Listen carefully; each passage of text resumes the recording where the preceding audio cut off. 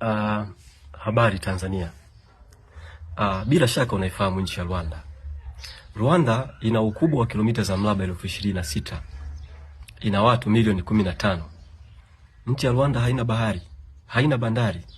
Nchi ya Rwanda ni ndogo, haina mbuga za wanyama, haina madini ya dhahabu, haina almasi, haina rubi, haina uranium. Jambo la kushangaza, nchi ya Rwanda inaingia mara 3 katika mkoa wa Morogoro.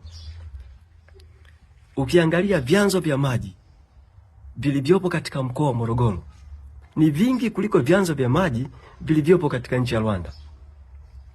Good enough, mkoa wa Morogoro una mbuga za wanyama.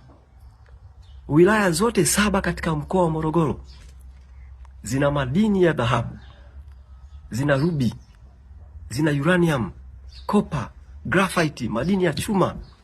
Wilaya zote 7 za mkoa wa Morogoro.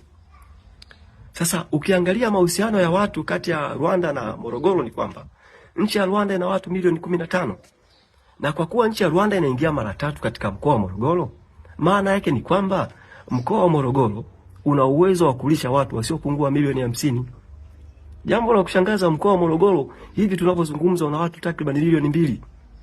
Sasa mkoa wenye uwezo wa kulisha watu milioni 50 umeshindwa kulisha watu milioni 2. Yaani ukienda pale Morogoro pale, ukitazama maisha ya wakazi wa Morogoro ni maisha ya kifukara. Wanaishi maisha ya kupambana na hali zao.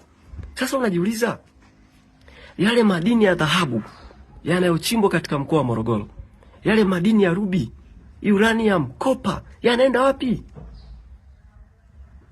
Kwa namna yoyote ile, ukiangalia vichocheo vya uchumi vilivyopo katika mkoa wa Morogoro, ni dhahiri kusema kwamba mkoa wa Morogoro unapaswa kuwa tajiri kuliko nchi ya Rwanda. Nisikilizeni Watanzania wenzangu. Kinachofanya Tanzania iwe maskini ni viongozi wabovu, ni viongozi wezi. Nikupe mfano. Sasa hivi wanatuhamasisha tukapige kura ili tuwape uhalali wa wao kuendelea kuibia nchi yetu. Ili tuwape uhalali wao waendelee kutumia vyombo vya dola kuminya demokrasia, waendelee kutumia mahakama kuhukumu kwa hila. Sasa nini kifanyike? Nisikilize Mtanzania mwenzangu. Umefika wakati wa kusema inatosha. Sasa wewe unakaa Mbagala, unakaa Tandale, unakaa Buguruni, unampigia kampeni Samia Suluhu Hassan. Samia Suluhu Hassan akishaenda Ikulu pale, wewe huwezi kwenda Ikulu. Anaenda Ikulu ni Kikwete, Rostam Azizi ndio anaenda Ikulu. Wewe unabaki Tandale kule. Wenzako wanaenda Ikulu pale,